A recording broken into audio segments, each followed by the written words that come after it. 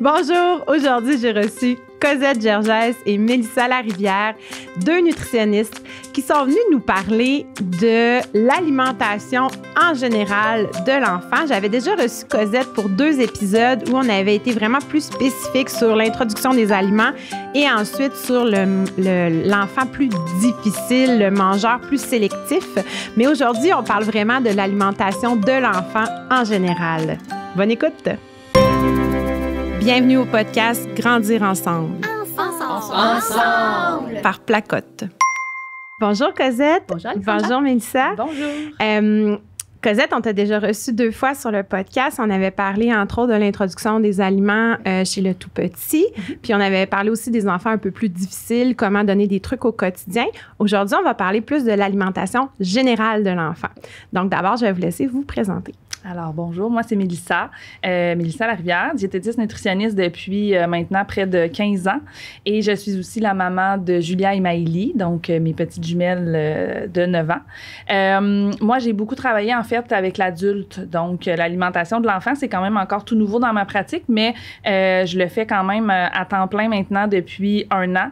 Et je me suis greffée, en fait, là, à l'équipe des nutritionnistes en pédiatrie aussi au courant de l'année. Donc, c'est là que moi et Cosette, pendant la pandémie, on s'est rencontrés via les réseaux sociaux. Puis aujourd'hui, c'était notre première rencontre officielle aussi. Oh, wow! Ouais. Bien, on va avoir créé ça. Oui, exactement. Et c'est ça, donc, le fait de devenir maman m'a fait vraiment vouloir aller vers cette clientèle-là. Donc, maintenant, avec mon entreprise J'aime Love Nutrition, mais qui est greffée, comme je disais aussi, aux nutritionnistes en pédiatrie, je me consacre maintenant uniquement aux 0-17 ans.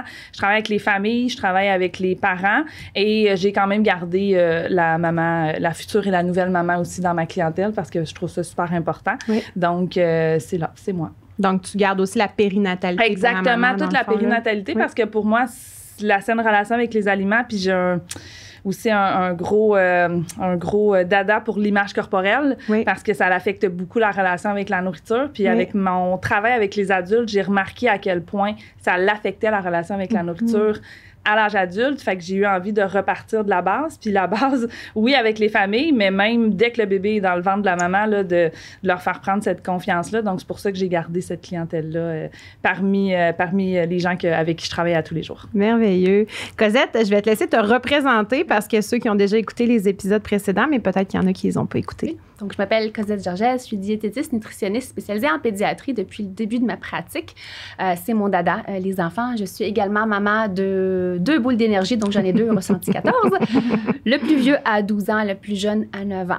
Et c'est à travers tous les défis alimentaires que j'ai traversé avec mes enfants que j'ai la confirmation que c'est ma passion. Et aujourd'hui, c'est pour vulgariser ce que la science nous dit et comment amener ça au pratico-pratique à votre table.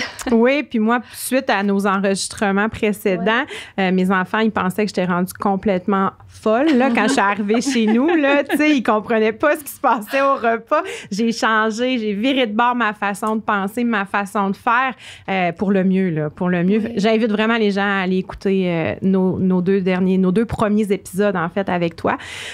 Aujourd'hui, on va parler de l'alimentation en général chez l'enfant. Oui. Donc, commençons à la base, là, le petit bébé, l'enfant, là, puis on va se rendre jusqu'à peu près 9-10 ans, là, quand l'enfant commence à prendre plus de responsabilités, puis de responsabilités au niveau alimentaire, parce que j'espère que rendu à 10 ans, il y a certaines responsabilités déjà qu'il sait, qu'il connaît, qu'il prend. Donc, voilà. Allons-y, lançons-nous. On y va. Alors, on a déjà enregistré un épisode sur l'introduction des aliments. Une fois l'introduction des aliments, donc faite autour de 12, des fois parfois 18 mois. Donc, les parents nous posent souvent la question, bien là, je fais quoi? L'horaire des repas, qu'est-ce que je mets sur la table? Est-ce que je le laisse décider? Quel est le cadre sur lequel je peux me référer? Et là, le nom revient souvent, je vais encore en parler aujourd'hui, Hélène Satter, qui est la diététiste et psychothérapeute américaine, qui a mis de l'avant l'approche qu'on appelle le partage des responsabilités ou la division des responsabilités, qui partage en fait des responsabilités en lien avec l'alimentation entre le parent ou l'adulte responsable et l'enfant. Okay. Alors, les responsabilités, c'est quoi? On commence par le quoi. Quoi mettre sur la table et la responsabilité du parent. L'heure à laquelle, donc le quand est-ce qu'on mange, ça, c'est la responsabilité du parent. Le comment, donc l'ambiance à l'heure des repas, ça, c'est le parent. où je m'assois pour manger, ça, c'est le parent. Et ça, ces responsabilités-là du parent, il les a lorsque l'enfant a aux alentours de 6 mois. Parce que quand l'enfant est tout petit, vraiment 0-6 mois, bon, ben, le parent va décider quel lait offrir à l'enfant, la connexion, donc le comment, mais l'heure des repas, c'est plus l'enfant qui va décider. Oui. On est vraiment le sur-demande. On en a vraiment alimenté l'enfant sur demande. Et lorsque, bon, on a introduit l'alimentation à partir de l'âge de 6 mois, donc le quoi, quand, où et le comment, ça, c'est vraiment le parent qui tient cette responsabilité-là. L'enfant, lui, de son côté, il a 2 responsabilités. S'il mange et combien il mange. Et là, j'insiste, je ne veux pas dire qu'il décide.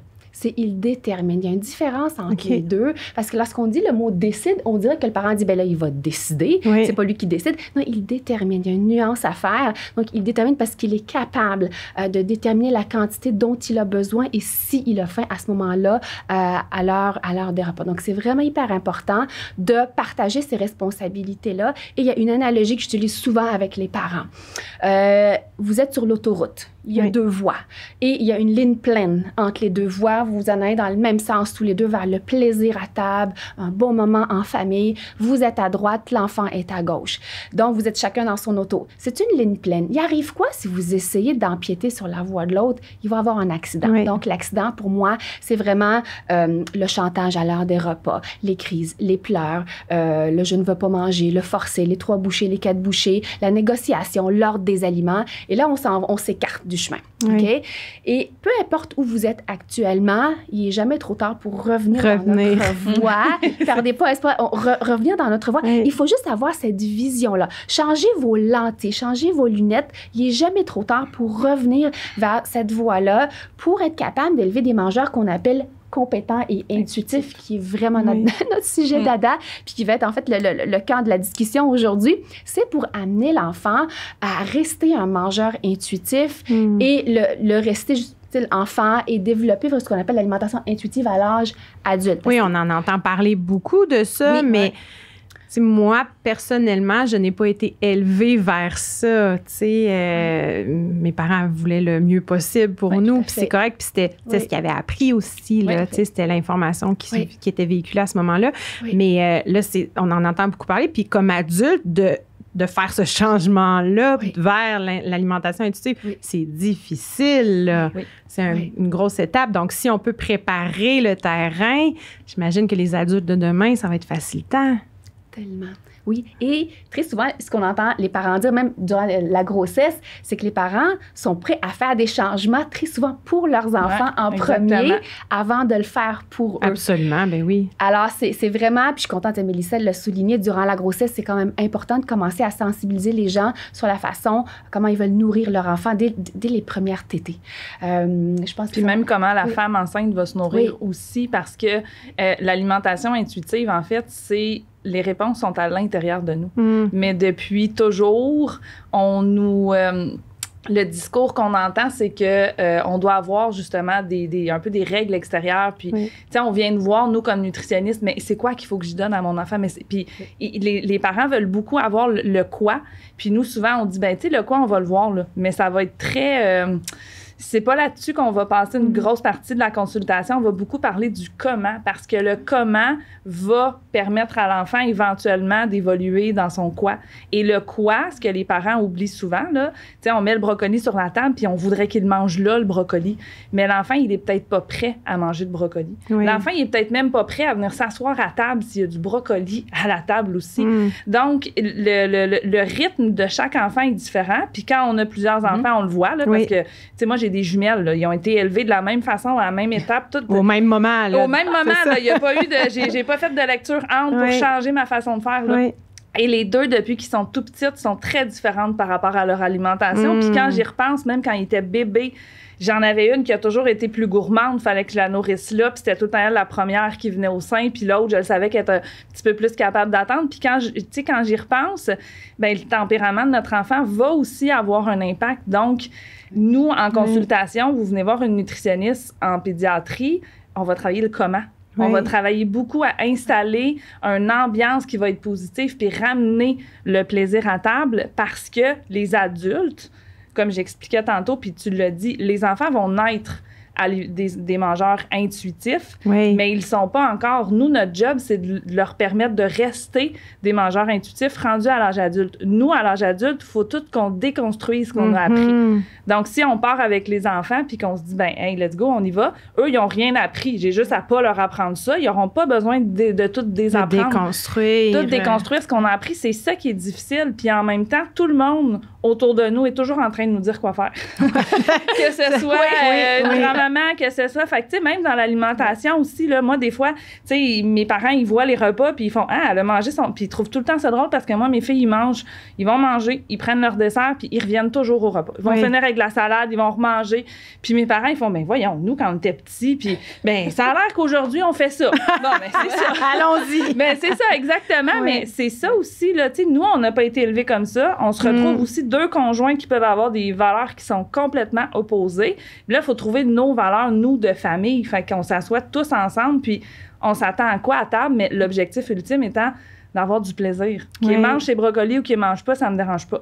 Mais est-ce qu'on est capable de passer un moment agréable? Déjà, là, ça permet à l'enfant de pouvoir évoluer positivement là, face à la nourriture. Exactement. Ben, puis face au moment du repas aussi. Tu sais, si l'heure du repas est tellement devenue désagréable, là, rendu là, on a beau dire à un enfant ne se laissera pas mourir de faim. Non, il ne se laissera pas mourir de faim, puis son corps va s'adapter. Mais il n'aura pas le goût de venir s'asseoir avec nous parce qu'il sait que c'est pas agréable.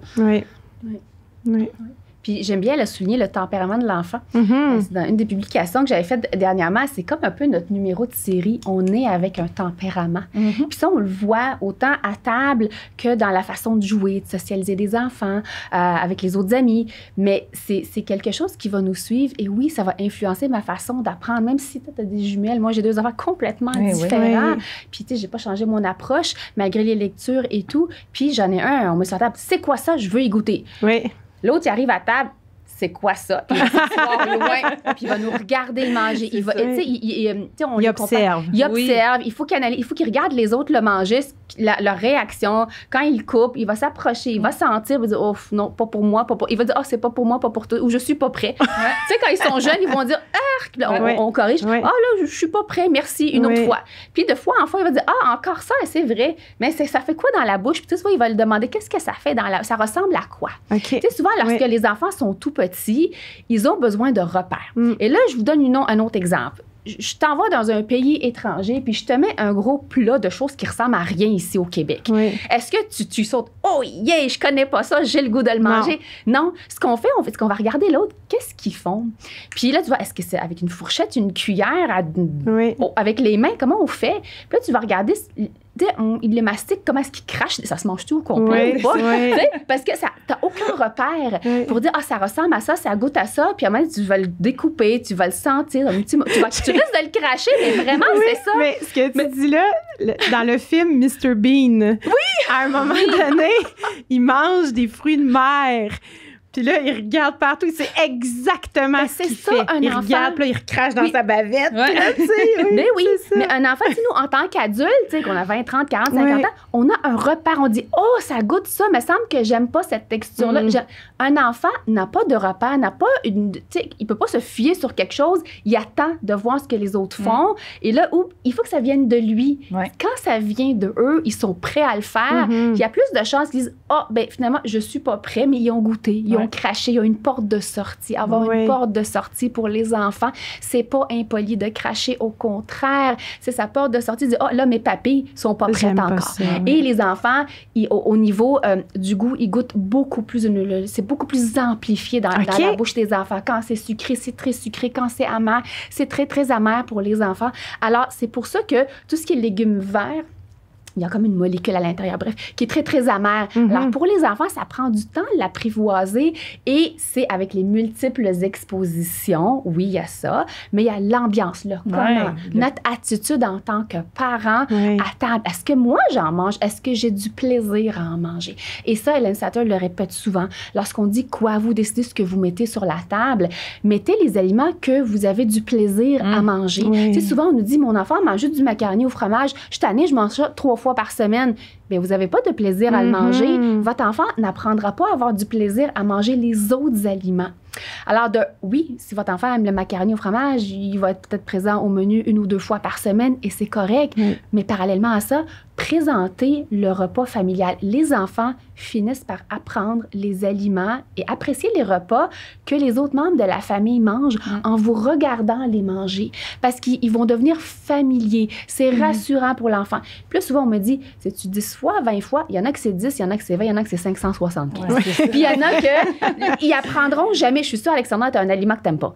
Oui, absolument. Il y a quelque chose que toujours on a un aliment que, soit parce que étant jeune, on a été obligé de le manger et de l'avaler. Mais moi, le pâté chinois, là, je suis incapable du pâté chinois. Puis pourtant, j'aime les patates, j'aime le maïs, puis j'aime la couche, moi, c'est tofu là, qu'on fait, mais j'aime ça, j'aime tout séparer. Mais ça ensemble, je suis pas capable. Ouais, je suis pas capable. Je suis incapable. Oui.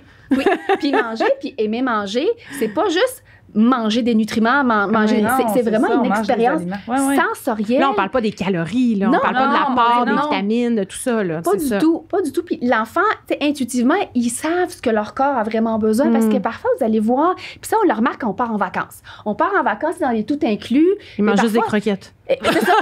Ils mangent ça. Mais en revenant à la maison, très souvent, ils font comme une orgie de fruits. Vraiment, les fruits, les légumes, parce qu'ils en ont manqué. Puis on ne le remarque pas jusqu'à temps que je le dis aux parents. Et quand vous êtes revenus là, on est dans la COVID, là, mais bref. Mais à un moment donné, rappelez-vous quand juste après l'été. Oui. Parce que l'été, il y a plus de permission. Moi, je sais qu'on mange des céréales un peu plus sucrées parce que c'est un spécial. On va chez les grands-parents, il y a plus de petites sucreries. On a moins de routine. On a moins de routine. Des fois, il y a les plus de restaurants. Exactement. Donc, plus de sel. Puis effectivement, à la maison, là, les fruits, les légumes, un plateau de légumes sur la table va passer comme ça au retour des vacances. Là. On n'a pas eu besoin de leur dire. C'est de leur faire confiance. Mon Dieu, la base, je pense, la prémisse en alimentation, la confiance en notre enfant, en confiance en nous, qu'on fait la bonne chose. C'est pas des règles strictes lorsqu'on parle de le partage des responsabilités. C'est seulement un cadre, une structure rassurante dans laquelle on va naviguer.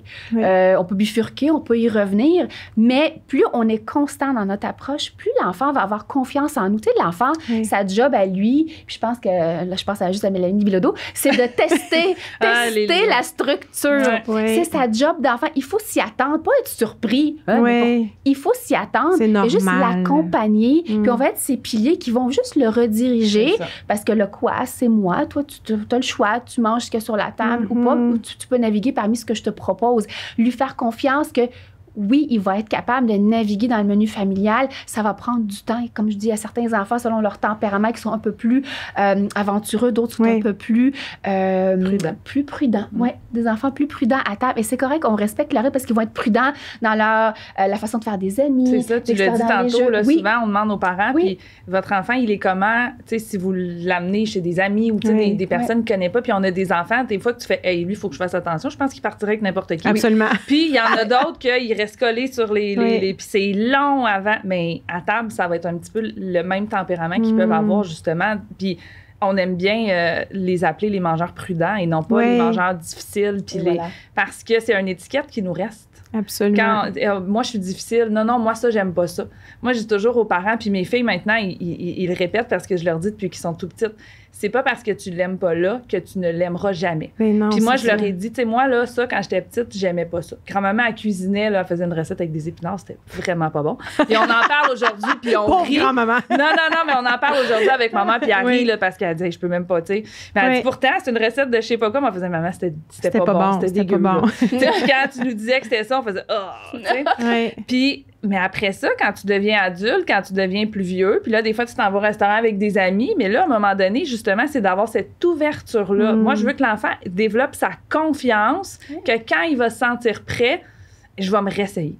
Je vais me réessayer. Peut-être que j'aimerais pas ça. Puis il se réessayera jusqu'à 40 ans s'il faut, mais je veux qu'il y ait cette ouverture-là puis qu'il reste pas toujours dans le « non, ça, moi, j'aime pas ça. Non, moi, ça, je mange pas ça. » Tu sais, des fois, on a des adultes qui sont comme ça aussi. Puis avec les parents, des fois, je vais travailler parce que oui, mais là, tu sais, maman, elle aime pas ça ou papa, ça, il aime pas ça, fait qu'on n'en cuisine pas. Ouais, mais vous, est-ce que vous aimez ça? Tu sais, on l'a dit tantôt, on veut pas faire les menus juste pour les enfants. Faut que vous aussi, comme parents, vous ayez du plaisir parce que nous, on vous dit, faut que vous mettiez le plaisir à table. Mais si vous avez plus de plaisir à venir vous installer à table avec vos enfants parce que c'est le combat à tous les soirs, puis parce que vous avez délaissé les repas que vous aimiez manger, bien là, ça marche plus. Fait que là, on va repartir à la base, puis tu sais, votre enfant, là, ce qu'il va manger, c'est ce que vous avez du plaisir à manger. Ouais, c'est ça. Puis les repas qu'on sait que, ça, je le sais, c'est pas son repas, mais par les accompagnements, on va s'assurer qu'il y a des choses qui vont lui permettre de se sentir en sécurité. Puis je suis pas obligée d'y goûter au pâté au poulet. Je suis pas obligée d'en manger, je le sais. J'ai mon pain, j'ai mes légumes. Il y a d'autres choses sur la table.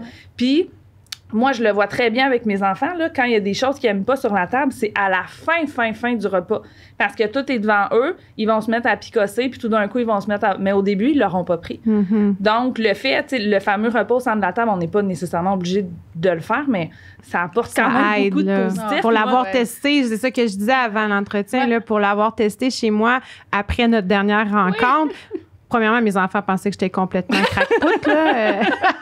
Mais ça a eu un effet bénéfique là, sur notre famille. Puis, tu sais, non seulement les enfants choisissent la quantité aussi, ce qu'ils mettent dans leur assiette. Moi, je reste assise à la table. Tout le temps, c'est ça. Je me lève pas. 12 fois. C'est beaucoup plus agréable. Oui. Ça, c'est une des choses qui revient souvent. Il reste jamais assis, il vient pas à table. Je dis, mais vous, là, oui, mais là, on parle de vous. Mais non, on va faire des... Vous vous levez, la cuillère, la fourchette, le napkin.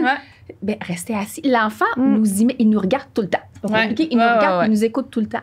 Alors, si on veut que l'enfant reste assis, ben, on reste. On veut que l'enfant ait du plaisir à table. J'ai du plaisir, je règle le compte avec le conjoint après. Oui, c'est ça. Avec les enfants aussi, à la discipline, faites-le après. Là. Des fois, on veut revenir sur des choses, puis on dit là, on va être tous ensemble. Il y a des choses, des fois, qu'on peut discuter, là, mais il ne faut pas que ça vienne miner l'ambiance du repas parce que, tu sais, si je commence en venant réprimander mes enfants, là, en partant, là, eux autres, là, ils viennent de perdre leur fun. Ils peuvent venir de perdre leur appétit, puis ils n'ont plus de plaisir à être avec nous à table. Là. Fait que, plaisant, puis vous profiterez d'un autre moment pour régler certaines choses. Donc, oui, le plaisir à table, puis le plaisir d'avoir du plaisir à manger et leur montrer que quand je n'aime pas ça, être vraiment honnête avec les enfants, c'est dire, je suis bon du brocoli, puis on a envie de vomir avant de manger. C'est leur dire, moi, je pense que je suis pas prêt encore. Puis là, on imite ce qu'on fait, puis les enfants disent, maman ou papa ou bref, l'adulte responsable le fait, je vais être capable de le faire moi aussi. Ouf, la pression diminue. Ils vont être un peu plus tentés de vouloir y goûter, mais il faut que ça vienne de eux. Vraiment, le désir d'essayer quelque chose vient de l'enfant. Alors, je propose le quoi, puis l'enfant va naviguer là-dedans. Le quand, l'horaire des repas, ça, c'est vraiment le parent qui le décide parce qu'on veut que ce soit des moments où on peut se réunir à table.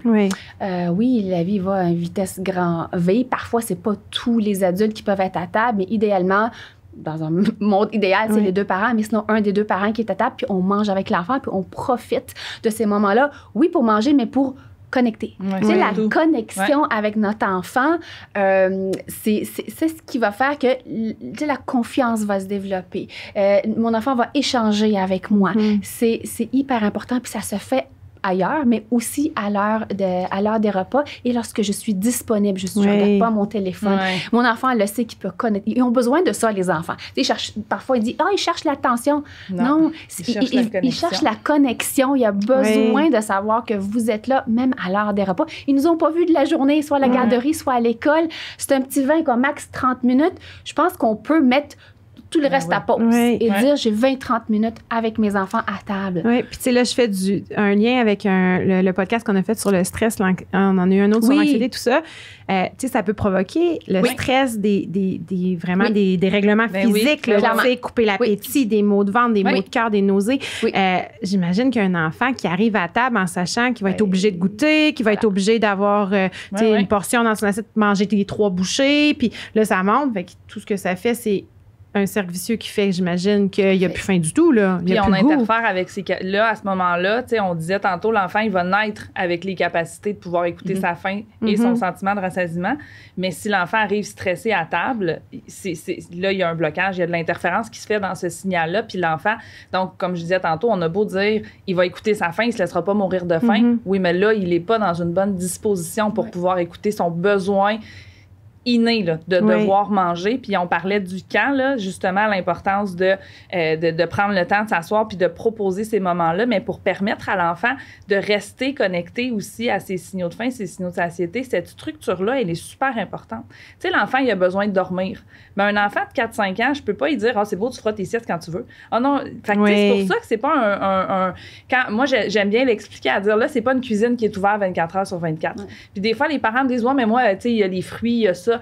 Puis je dis, c'est correct que vous les laissiez là, mais on veut apprendre à l'enfant à se nourrir à une fréquence régulière et à ne pas justement toujours être en train de manger un peu n'importe quand, parce que pour certaines familles, des fois, ils vont dire, mais ça dérange pas, elle s'assoit à table après ça, puis tu sais, je veux dire, elle va manger, puis en effet, il n'y a pas de souci. Sauf qu'à un moment donné, puis en grandissant, là, ben, c'est que l'enfant apprend aussi, à un moment donné, à s'occuper avec les aliments. Donc, tu sais, des fois, mon enfant, il mange par ennui. OK, mais là, le problème, c'est pas qu'il mange, c'est qu'il s'ennuie. Fait que qu'est-ce que vous pouvez faire pour qu'il se désennuie un peu? Mais c'est parce que quand ils grandissent, donc, moi, je dis aux parents, votre job, c'est, oui, ce que vous offrez, mais votre job, c'est aussi d'offrir des occasions de manger. Vous avertissez votre enfant, OK, là, c'est l'heure de la collation. Attendez pas que l'enfant vienne toujours vous le demander. Parce que lui, souvent, quand il va venir vous le demander, là, il est déjà au top de sa faim. Parce qu'il est en train de faire autre chose, c'est un peu, puis là, des fois, c'est... J'aime bien donner l'analogie de l'envie de pipi. Là. Moi, ça a été long avant que mes enfants soient capables de gérer ça puis de nous le dire un petit peu d'avance. Souvent, c'était, on se retrouve en voiture, j'ai envie de pipi. C'est là. On arrête sur le bord, vite. C'est la panique. Puis là, attends un petit peu, là, on va, tu sais. Mais c'est la même chose pour la faim. Si votre enfant vient vous dire, maman, j'ai faim, là, c'est pas le temps de dire, ce sera pas long, surtout pour les plus petits, là. Donc, tranquillement, on leur apprend aussi, puis c'est nous qui reste justement le responsable. Puis là, c'est important, elle l'a dit tantôt, Cosette, là, mais c'est pas un nouveau système de règles, puis on devient pas un camp militaire. Non, c'est pas l'heure, puis on mange pas. Il y a toujours beaucoup de flexibilité dans tout ça, mais c'est quand même de se faire confiance comme parent. J'offre les occasions. Mon enfant apprend à se nourrir à ces moments-là. Fait qu'il y a des fois qu'il va décider qu'il n'a pas pris sa collation. Puis il va venir vous voir des fois avant. J'ai faim. Tu vois, tantôt. On peut après ça venir réoffrir, mais lui expliquer. Tu vois pourquoi maman, tantôt, t'a offert une collation? C'était pour ces raisons-là. Je suis en train de lui apprendre. Puis tranquillement, c'est ce qui va permettre que là, oui, c'est vrai, là, c'est le moment de manger. Il faut que je mange. Tu sais, même si là, j'ai peut-être pas super faim ou là, je suis en train de faire mon casse-tête puis ça me tentait pas de m'arrêter. Donc, c'est un point qui est super important parce qu'après ça, pour les plus vieux, on veut pas justement, cette structure-là devient hyper importante parce qu'on le voit à l'adolescence qu'ils la perdent un petit peu. Fait que s'ils partent déjà avec une bonne base, ils vont être capables de continuer de reconnaître leurs signaux de faim, puis on leur permet à ce moment-là de devenir des mangeurs intuitifs. Avec les adultes, c'est ce qu'on fait. Tu sais, on repart de la base, puis on fait là, vous allez recommencer à manger à une fréquence régulière. Et après ça, vous allez trouver votre propre formule. Mais pour vous permettre de vous rendre à trouver votre propre formule, il faut comme faire un petit reset de votre corps parce que là, vous avez arrêté. Puis c'est pas parce que votre corps, il vous l'envoie plus nécessairement, vos signaux, mais votre corps, c'est une machine qui est super bien faite. Lui, il a appris à s'adapter comme de cette façon-là.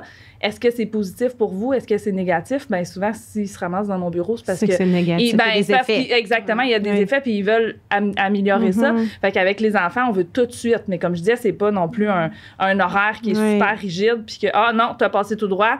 On s'ajuste avec les enfants. Puis oui, il y a des fois qu'on va dire, ben non, ça va juste être dans 30 minutes, le repas est dans 30 minutes. Est-ce que tu penses que tu es capable d'attendre? Des fois, ils vont dire, OK, oui. Et d'autres fois, ça va être, puis là, mais c'est nous qui décident qu'est-ce qu'on offre à ce moment-là aussi, parce que c'est nous qui est responsable du quoi. Mais moi, c'est ce que je trouve plaisant, entre autres avec le repas au centre de la table, c'est que quand je prépare le repas, moi, je goûte là, quand je prépare. Là. Fait que, tu sais, souvent, je vais couper des crudités, puis, tu sais, je croque une carotte. Ma fille va passer, va prendre une carotte. Fait qu'elle est capable à ce moment-là de patienter jusqu'au repas. Puis quand le repas est au centre de la table, ben, tu sais, des fois, il y en a un qui passe, il mange un concombre. C'est ça, fait que ça vient aussi leur montrer. Puis c'est du plaisir, ça aussi, là, de goûter en cuisinant. On coupe quelque chose, on croque. Tu sais, c'est plaisant. Là. On veut, tu sais, qu'ils ressentent une faim, puis on veut qu'ils ressentent, c'est quoi, un rassasiement. Tu sais, tu disais, lorsqu'on n'a pas d'horaire, puis ils vont piger, peu importe, entre l'heure des repas et des collations, ils font juste l'éteindre, la faim. Ils ressentent pas c'est quoi un rassasiement. Ils font juste l'éteindre. La satisfaction de manger. Oui, atteindre ce point-là. Oui, ils sont capables. Puis c'est correct qu'un enfant dise « j'ai faim ». C'est pas mauvais ressentir une faim, pas du tout. Puis c'est pas mauvais non plus sentir « oh, j'ai trop mangé ». Les enfants apprennent par les expériences. Puis souvent, les parents disent « ah, mais là, il a mangé 4 biscuits, il va avoir mal au ventre ». C'est correct. Les enfants apprennent par les expériences. La prochaine fois, il va peut-être en prendre 3. Il va peut-être devenir. C'est ça. Moi, je le dis, il faut que vous le laissiez se rendre jusque-là. Parce que si vous ne le laissez pas se rendre jusque-là, de un, il se dit, ben pourquoi elle me fait confiance quand j'ai l'assiette de crudité, mais que si j'ai le bol de chips, là, elle est en train de me surveiller, puis non, c'est fini, t'as mangé ton bol. Tu sais, la confiance n'est plus la même selon l'aliment. Fait que là, déjà, on est en train de hiérarchiser les aliments. Puis en même temps aussi, ben cette confiance-là, en fait, qu'on veut leur... qu'on veut leur donner. Qu'est-ce qu'on disait, là? J'ai perdu mon fil. Ben, la confiance en sa capacité de choisir combien il en mange. Oui, exactement. Puis comme j'expliquais tantôt, le côté aussi satisfaction de manger. Tu sais, le rassasiement, là, moi, je le dis souvent, à la fin, je trouve que c'est plus facile de la reconnaître. Là, on a un gargouillement. Puis les enfants, même quand ils sont tout petits, puis qu'on leur demande comment tu le sais que tu as faim, tranquillement, ils sont capables d'identifier ça. Le rassasiement, même pour nous comme adultes, de dire... Oui, j'en ai-tu assez, j'en ai-tu pas assez? Oui, fait que là, moi, j'aime bien des fois utiliser le terme « est-ce que ça vous a satisfait? Est-ce que c'est ça qui va vous satisfaire? » Puis l'autre fois, j'avais une consultation avec un petit garçon, puis j'avais tout un rapport en tout cas, j'avais vraiment un beau portrait de lui, puis ce que j'avais noté dans le portrait, c'est qu'il avait complètement perdu le plaisir et la satisfaction de manger. Moi, rendu là, j'ai comme fait, OK, parfait, on part de là, puis je veux qu'il retrouve cette satisfaction-là. Peu importe ce qu'il va manger, qu'ils sont en train de manger ses crudités ou qu'ils sont en train de manger des croustilles ou...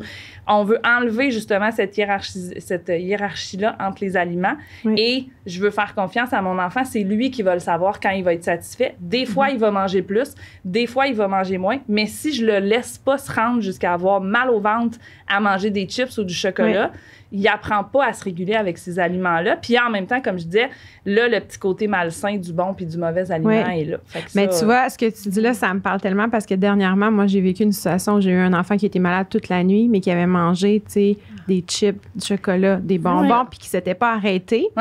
Bien, il a été une semaine sans vouloir manger rien de sucré ou de salé, tu sais. Fait que là, il mangeait au repas, puis là, il prenait pas le dessert qui était là, il prenait pas, puis là, les collations, là, c'était l'été, si c'était un petit peu plus sucré, ah non, j'ai pas faim. T'as pas faim ou tu veux pas manger ça, tu sais? Exactement. Puis là, ben, tranquillement, c'est revenu. Tu sais, il a réappris à apprécier puis à se dire, OK, finalement, si j'en mange un, c'est correct. Tu sais, si je prends mon petit bol de chips, c'est assez, c'est bon. Mais je pense que comme parents, on a tous une image d'un enfant qui est malade à cause qu'il a mangé trop de quelque chose. Mais c'est pas tous les enfants qui vont aller à cette limite-là. Exactement, mais il y en a qui ont besoin de se rendre à cette limite-là. Mais tu vas le voir dans le jeu. Oui, exactement. Dans le jeu, il y en a qui est non, tu grimpes pas là. Je vais le tourner, il grimpe, c'est ça. On le voit, il y a certains enfants que ça fait partie de leur tempérament, puis on va les accompagner là-dedans. Puis on va leur dire que c'est normal. Ça peut arriver, c'était pas agréable, mais c'est normal. On veut pas le chicaner non plus. Tu vois, je te l'avais dit, t'as trop mangé. Puis, on veut pas tomber là-dedans. Là, il est en train d'essayer. Je chicanerai pas mon enfant qui apprend à faire du vélo parce qu'il est tombé. Il est en train d'apprendre. L'alimentation, c'est un apprentissage. Puis c'est pas un apprentissage qui se fait entre 0 et 5 ans. C'est un apprentissage qui va se faire oui, puis il y a une bonne partie qui se fait, comme je disais, dans le 0-17. Puis après ça, ils vont continuer d'apprendre une fois adultes. Mais c'est que les parents, parce que nous, on le dit souvent, la patience va être votre meilleur allié. Ça prend beaucoup de patience parce que votre enfant de 5 ans ne sera pas le même de 9 ans puis ne sera pas le même au niveau de l'alimentation puis au niveau de plein d'autres choses, mais laissez-leur le temps d'apprendre à leur rythme pour que ça vienne d'eux, justement. Puis encore là, selon le tempérament aussi, là, on a des enfants que c'est absolument, faut que ça vienne d'eux.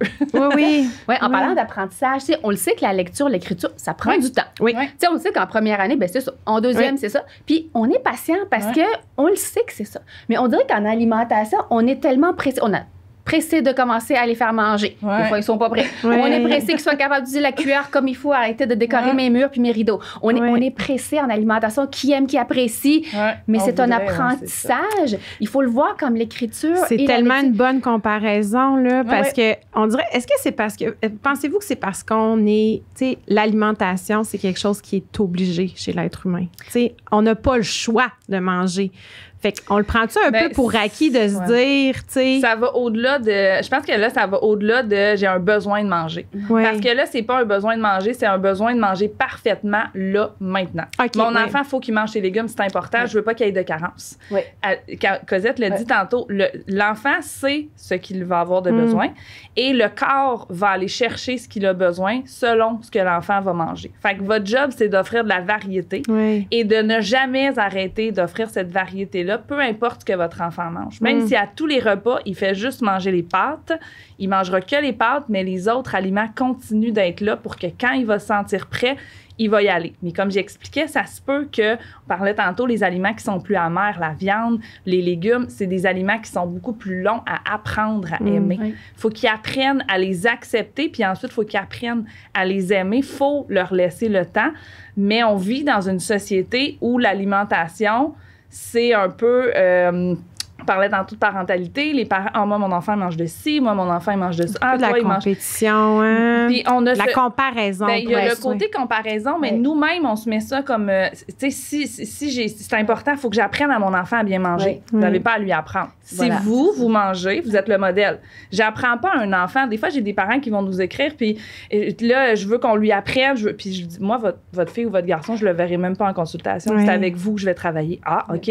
Mais j'aimerais ça. Éventuellement, peut-être que dans les suivis, il va venir, puis je vais lui parler, mais au début, je veux que ce soit vous, parce que ça parle de la confiance entre le parent et l'enfant. Donc, c'est hyper important, parce que si c'est juste moi qui viens, puis qu'à chaque fois, le parent, ah, tu te souviens, Mélissa, qu'est-ce qu'elle a dit? Tu te souviens, Mélissa, qu'est-ce qu'elle a dit? Ben, à un moment donné, c'est correct, mais je développe pas la confiance avec mon enfant.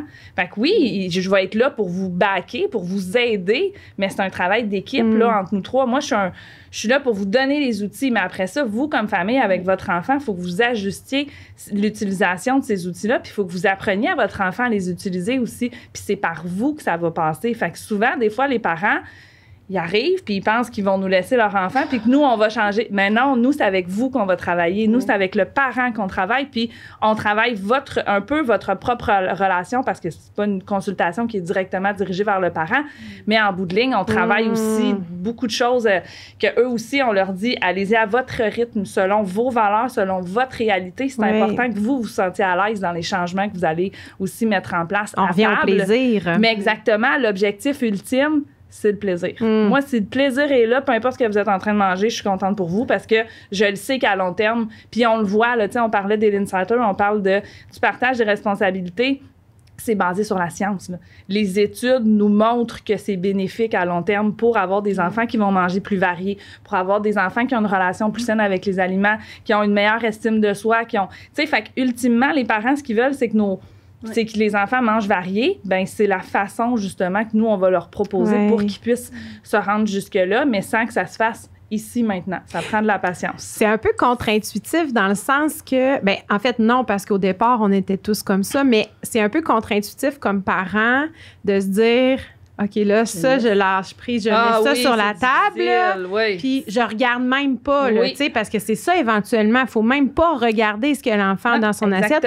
On peut poser des questions pour savoir ce qu'il aime moins, puis bon, ce qu'il préfère, mais c'est difficile, là, de juste faire, hop, vas-y, serre ton assiette, et voilà. Gère ta patente. Oui, ben c'est exactement ça. Moi, je dis là, faites-vous confiance, là. Vous avez mis le repas sur la table, votre job est fini. Rendu là, enjoy le repas, là, puis ayez du plaisir, puis arrêtez d'essayer justement de qu'est-ce qu'il a mis? T'es-tu sûr que tu voudrais pas un petit brocoli? Tu sais, puis on le dit gentiment, puis non, laissez-les faire son assiette, puis peut-être, comme je disais, que ça va s'arriver à la fin du repas qu'il va décider d'aller justement le manger, mais après ça, on enlève complètement le focus sur qu'est-ce que chacun a mis dans son assiette. Qu'est-ce que tu as fait aujourd'hui à l'école? Est-ce que tu as eu un moment drôle? Est-ce qu'on essaie justement de... Il y a des outils, il y a des choses qui existent aussi qu'on peut, pour ouvrir la discussion sur l'heure du repas, sur tout, sauf sur ce qu'il y a sur la table. Tu sais, j'ai déjà lu dans un livre une analogie qui disait, tu sais, les parents, lorsqu'on leur dit, on va juste lâcher prise là-dessus, le sentiment, c'est comme si je sautais d'un avion sans parachute. Je me lançais dans le vide. C'est ça. C'est à ce point-là angoissant pour le parent. Et il y a l'autre côté, c'est la culpabilité que les parents ressentent. Mon enfant ne mange pas de légumes. Mon enfant ne fait... C'est qu'on se sent responsable. Puis là, avec le partage des responsabilités, c'est que ce n'est pas votre responsabilité. C'est de l'accepter que ce n'est pas ça. Puis on n'a pas été élevé comme ça. On s'entend, là, c'est pas tout le monde. Fait qu'on vient vraiment désapprendre des choses à un parent. On fait un 180. C'est beaucoup pour un parent. Je sais qu'on leur demande beaucoup, mais on est là pour les accompagner et on le sait que ça fonctionne. Cliniquement, on le sait que ça fonctionne. C'est de se donner confiance, de un, qu'on fait la bonne chose, de deux, que je peux faire confiance à mon enfant. Et non, c'est pas un saut dans le vide. Votre enfant, là, une fois qu'il va avoir confiance en vous, que vous n'allez pas retourner dans les patterns de... Tu as parlé de la pression, à table.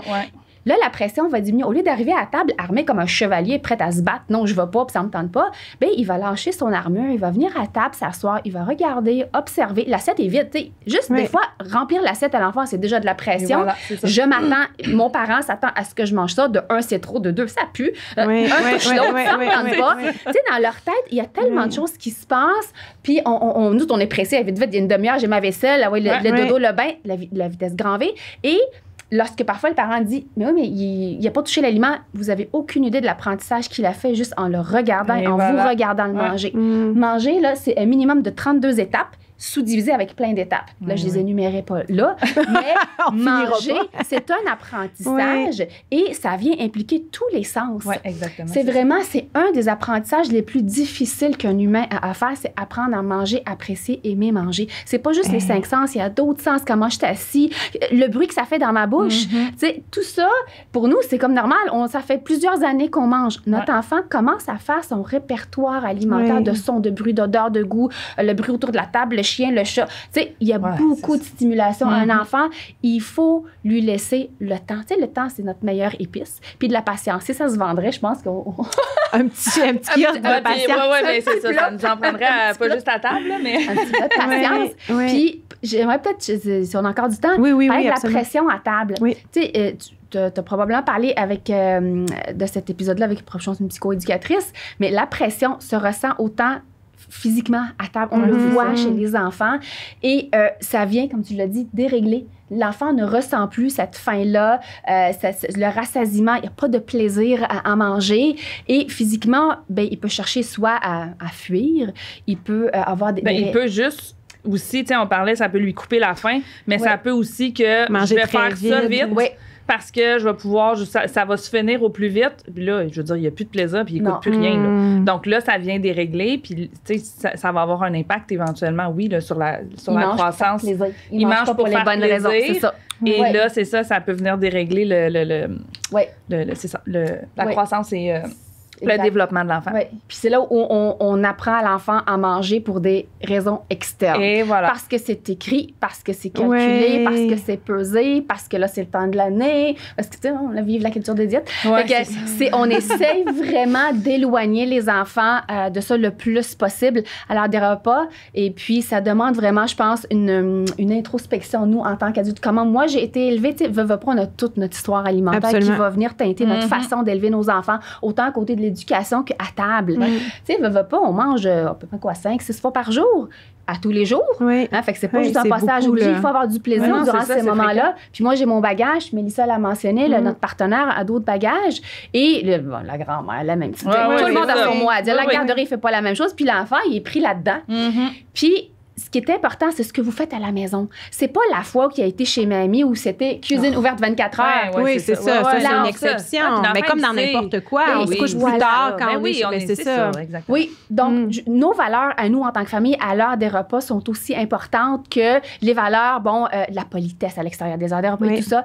Donc, tu sais, manger, ça fait partie de l'alimentation, c'est de la parentalité également. Puis des fois, on va faire des choses à table que je ne ferais pas quand mon enfant est en train d'apprendre à jouer à un autre jeu. Fait que d'être constant. Tu sais, c'est souvent, là, je dis aux parents, regardez-vous comment vous agissez quand il y a un nouveau jeu puis il ne sait pas comment le faire. Allez-vous l'obliger à le faire? Allez-vous l'obliger à aller vers un jeu qui ne l'intéresse pas encore? Non. Mais vous le faites à table. Pourtant, ça, c'est de la parentalité quand même. Oui. Mais j'aime vraiment ça, la comparaison que tu viens de faire là. Puis je pense que c'est ce qu'on va conclure là-dessus parce que puis il y en a tellement encore à dire. On va se revoir pour un autre épisode. Mais c'est magnifique, là, tout ça. Puis de changer notre façon de voir l'alimentation. Je pense que c'est le gros cheval de bataille de beaucoup de parents, beaucoup de familles. Là. Je vous remercie beaucoup. Merci à toi. Puis j'invite les gens à vous suivre là, sur vos réseaux sociaux. On va tout mettre les liens dans les descriptions. Parfait. Merci. Merci.